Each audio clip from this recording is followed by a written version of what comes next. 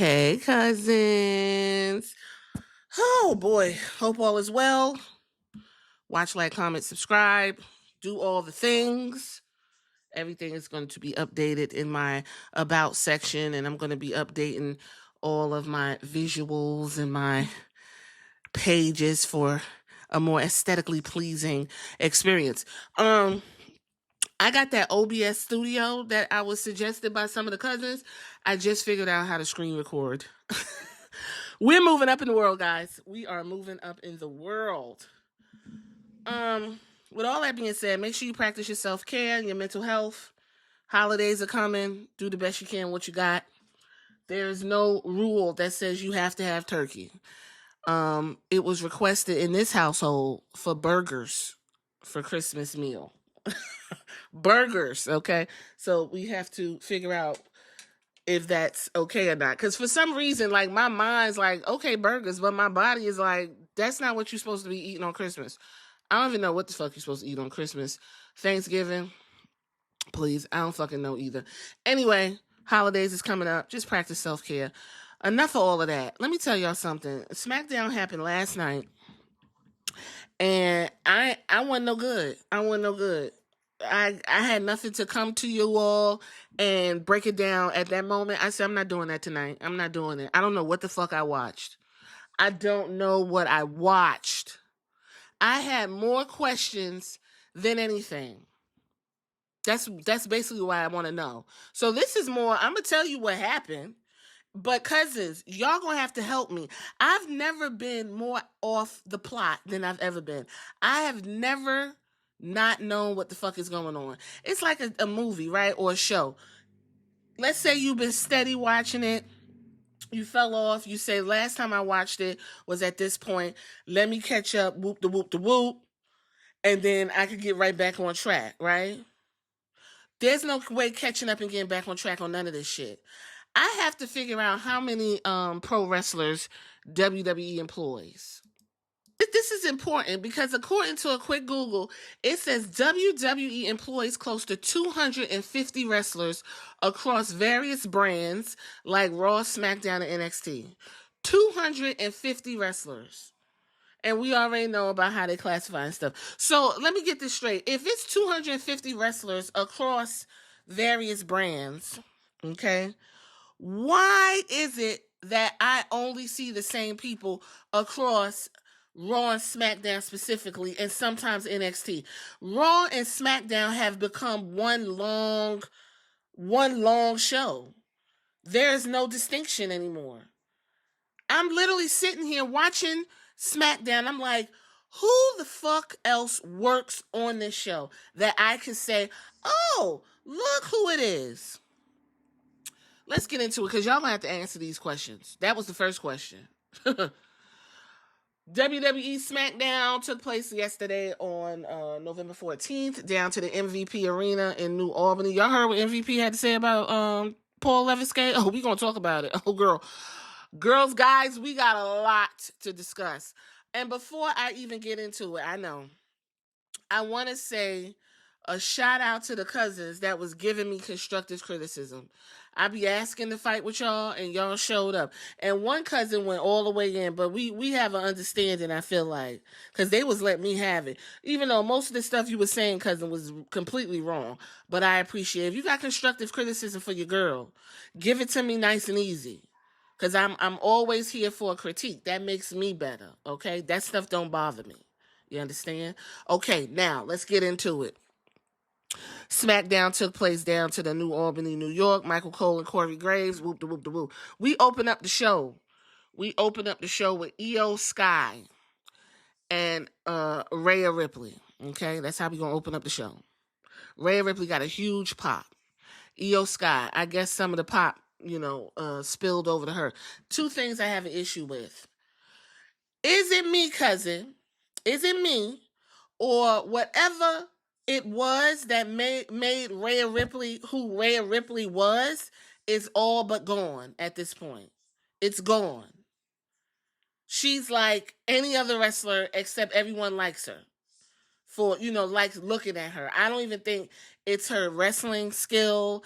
I don't even know what her character is at this point. That's the first question. Second question, Io Sky is a face. Why does she have to act like a big ass child? She acts like a little happy 12-year-old girl who is standing next to, I don't know, a rock star. When she is literally on even footing, if not maybe a little bit higher than Rhea Ripley. Why does she act like that?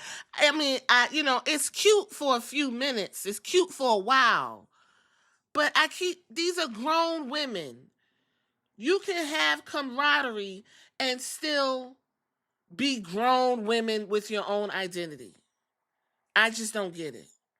And it's almost like they saying, listen, jump in her arms because everyone likes that. They're getting something else from it. I don't get it. Those are the two questions I got y'all first to answer me. So Rhea Ripley comes out with her mask because she got a broke nose. She delicate.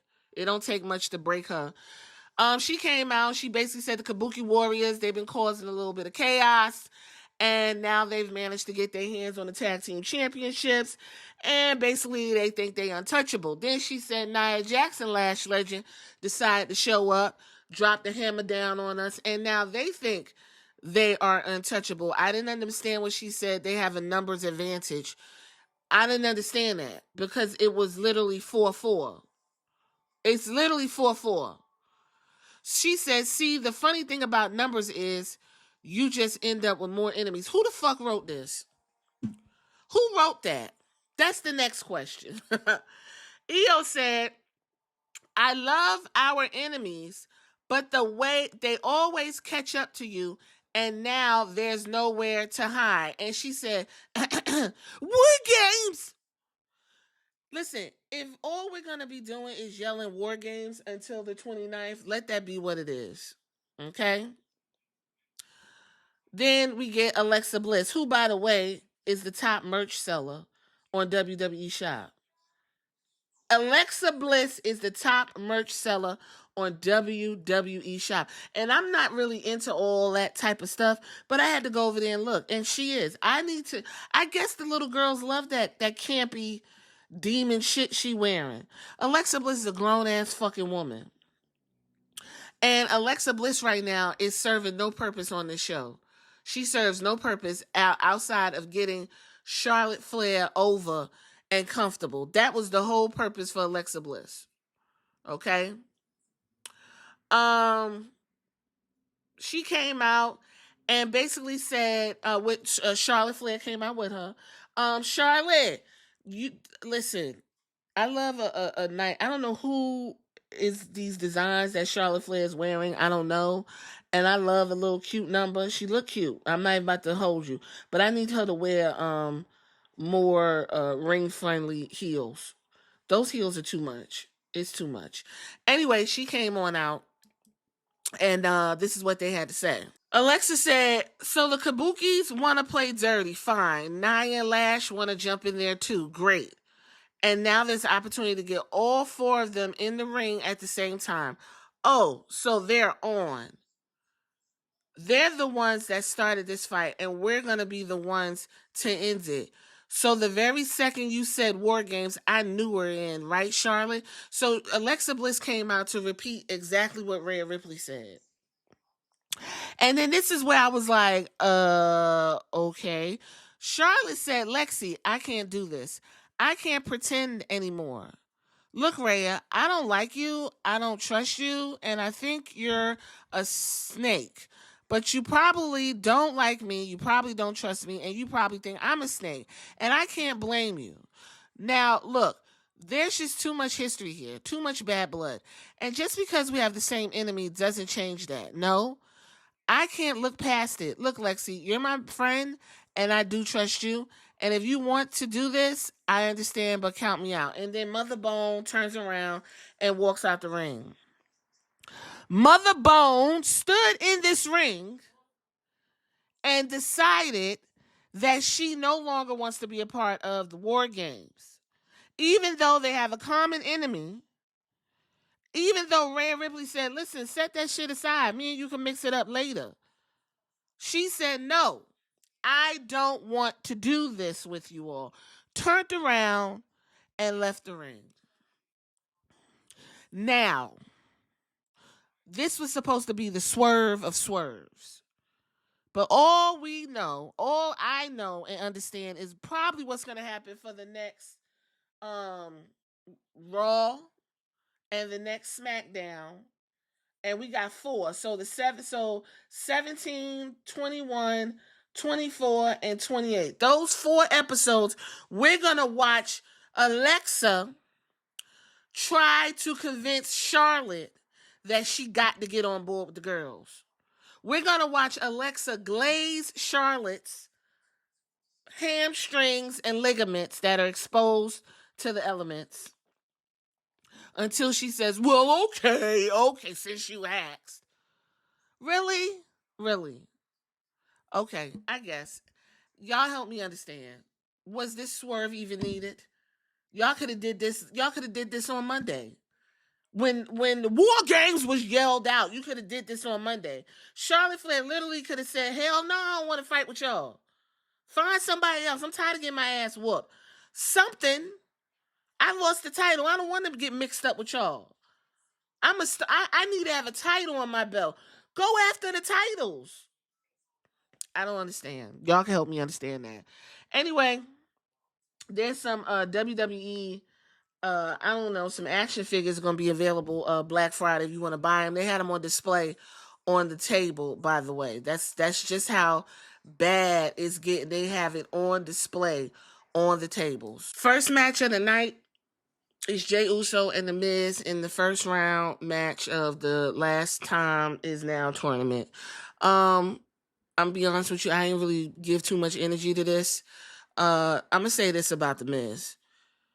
I'm not no Miz fan, but I'm gonna give him respect where respect is due. The Miz done did everything there is to do in the WWE, and the fact that the WWE allows the Miz to go host and do whatever else he wants to do is a testament to the respect that the WWE gives the Miz. And the Miz has no qualms about jobbing, laying down, or whatever. Okay, and that's exactly what he did here. He basically got his ass whooped, and Jey Uso got the pinfall. Great. Jey Uso's back to mascot Jey. So if you thought he was going to be, oh man, I got to figure this out. They done pivoted, moved on. I don't even understand Jey Uso's character no more. I don't even understand. If you understand Jey Uso's character, please let me know. I don't even know. I have lost the plot. I don't fucking know what his motives is. I don't know what the goal is. I don't fucking know no more, okay? Nick Aldis was back there talking to Ilya Dragunov, and DIY interrupted. Tommaso Ciampa is still incensed that Ilya Dragunov will not give him a match, because Ilya Dragunov is basically continuing the U.S. Championship challenges for the belt. And Ilya Dragunov said he will not give Tommaso Ciampa a shot at the belt because Tommaso Ciampa's an asshole. And then I'm sitting over here like, but you will give Johnny Gargano a shot at the belt, and he literally looks like a dick.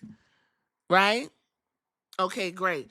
So he proceeds to call Tommaso all kind of assholes, whoop de whoop de whoop. And he said, well, listen, I got to go out here and fight. I got stuff to do, whatever the case may be. And then we see Fraxium coming to the camera, and that is your next match, which is Ilya Dragunov and Fraxium.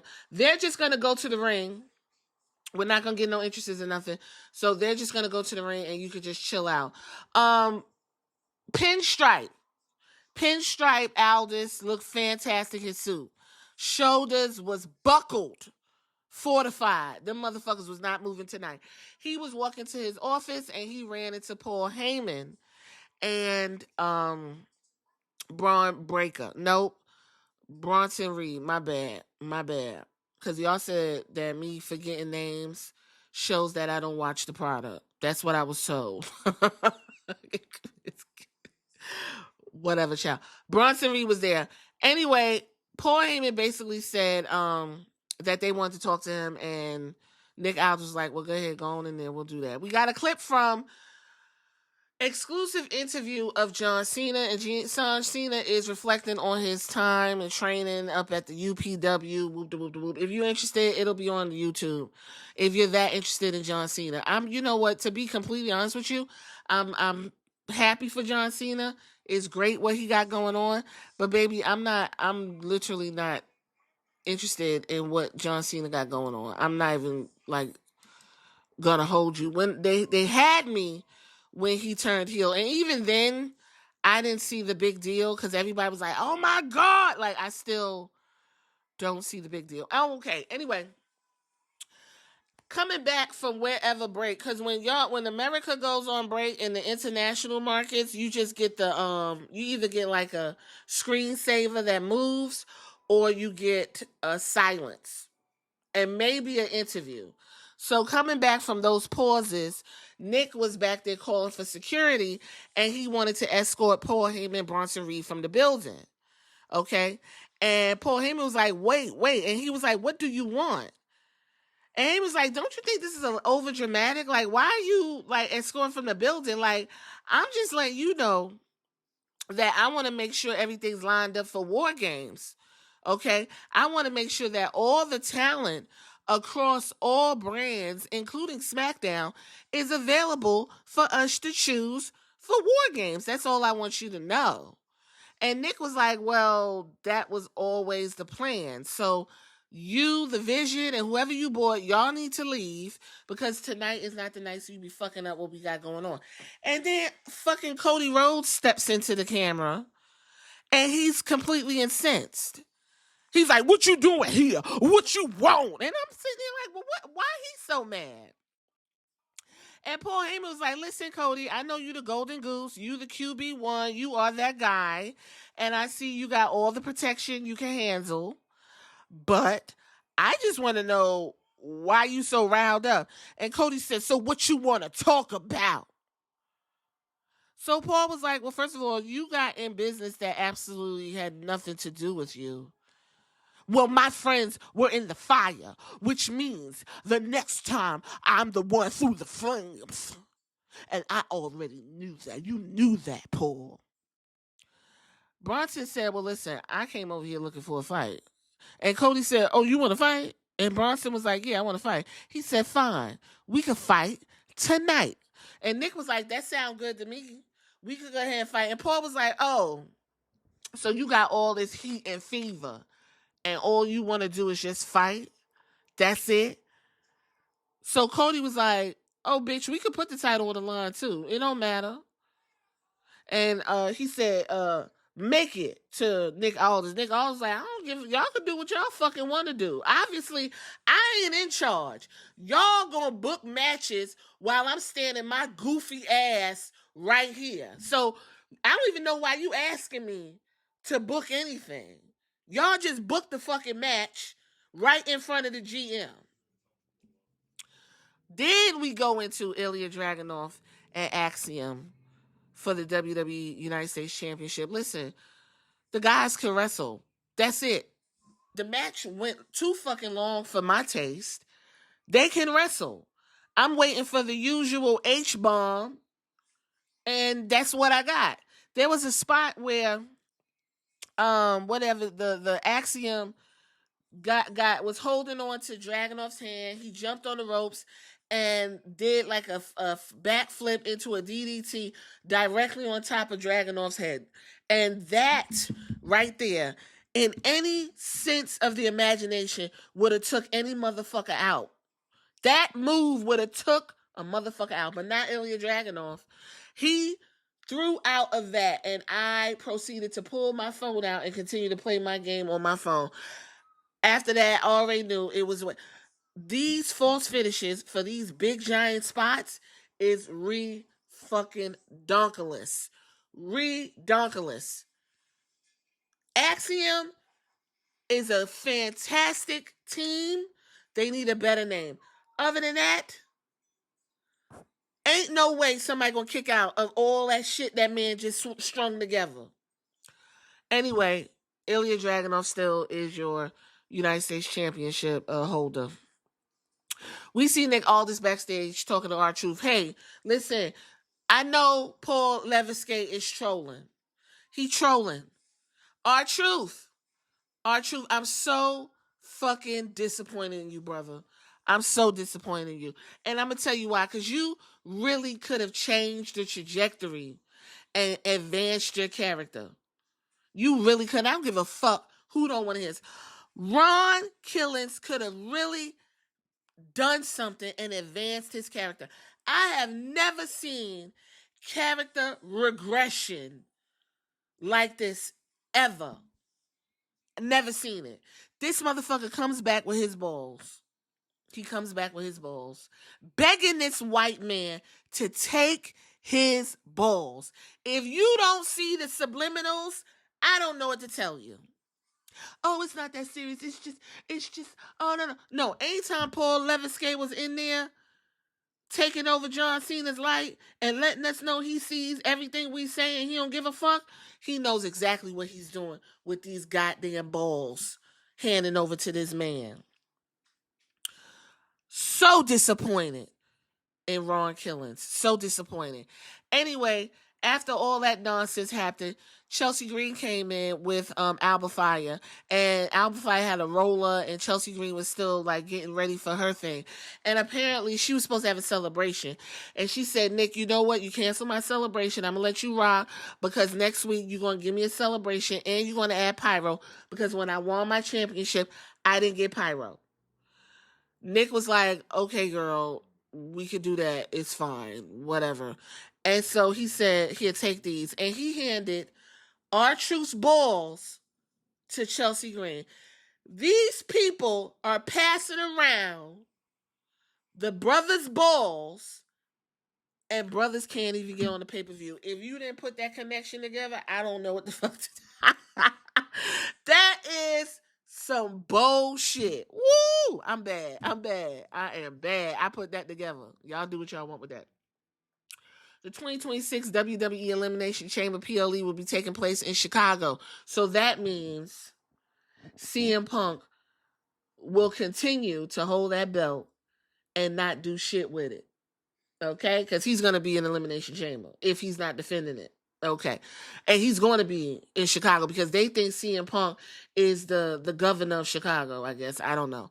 Tommaso Ciampa viciously attacked Axiom during the break, and Ciampa ran away once Nathan Frazier showed up.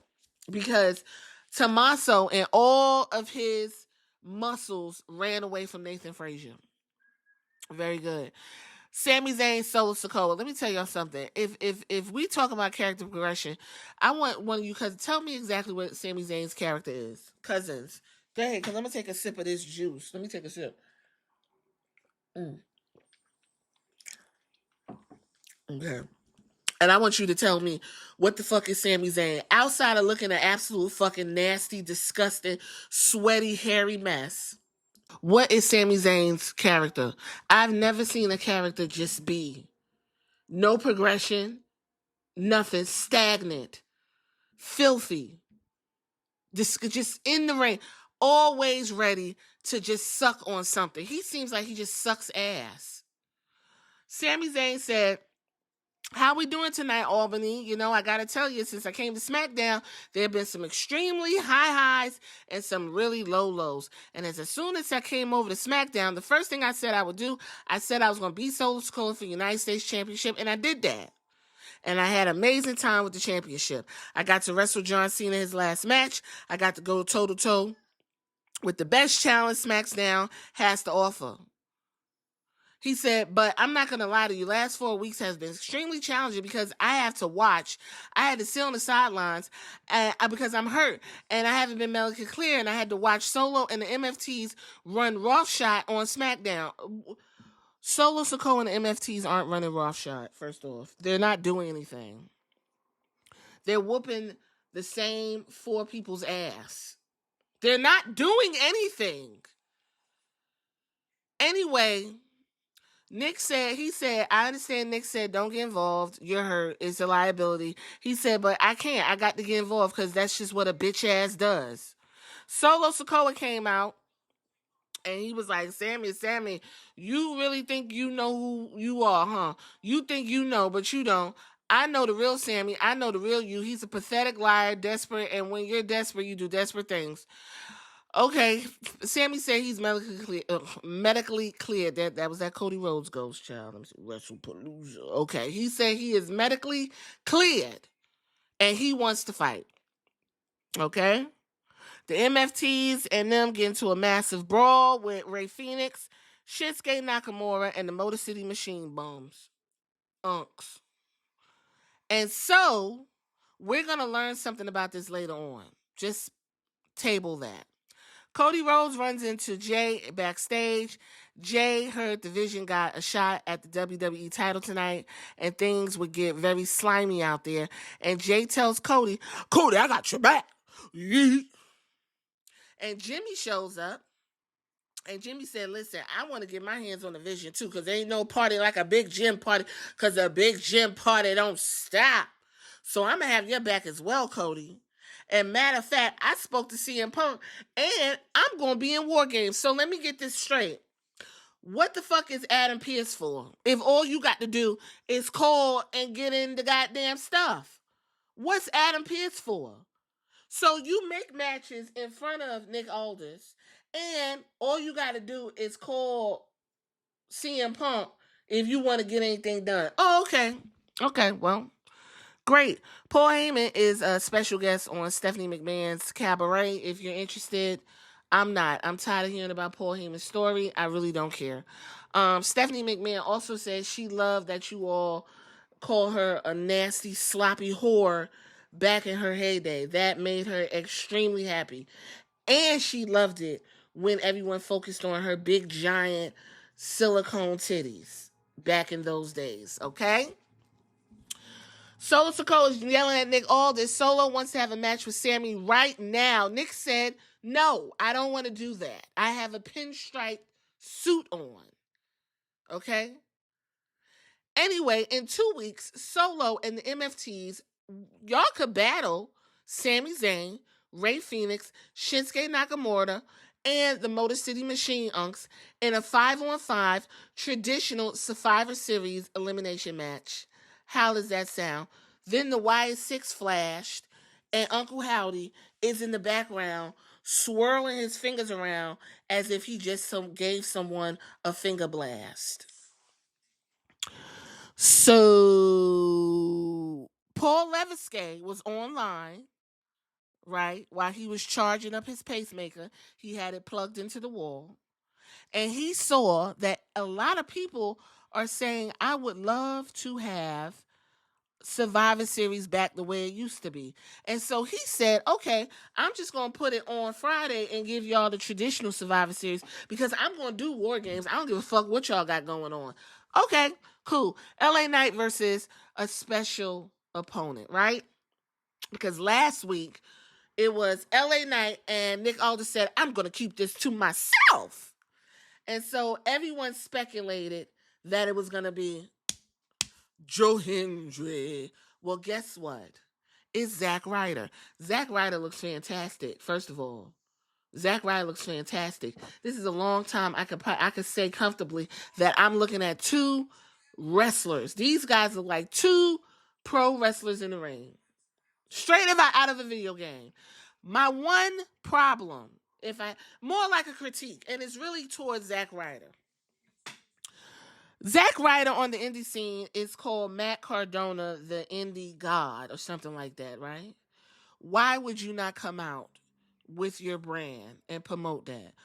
Who in the back talked you into being Zack Ryder again?